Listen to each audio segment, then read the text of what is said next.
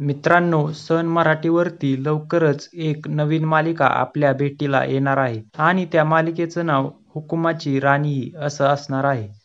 तर चला पाहूया या मालिकेबद्दल संपूर्ण माहिती. या मालिकेमध्ये आपल्याला मुख्य भूमिकेत अभिनेत्री वैभवी चव्हाण आणि अभिनेता अक्षय पाटील दिसणार आहेत.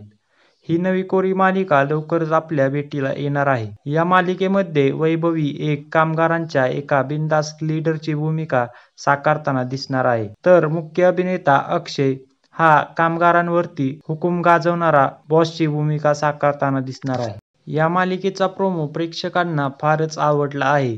तर काहींचं म्हणणं असं आहे की ही मालिका हिंदी चित्रपट लाडला ची रिमेक वाटत आहे, फक्त कॅरेक्टर्स रिप्लेस केले आहेत. तर तुम्हाला या नवीन मालिकेबद्दल काय वाटतंय ते कमेंट्स मध्ये नक्की कळवा.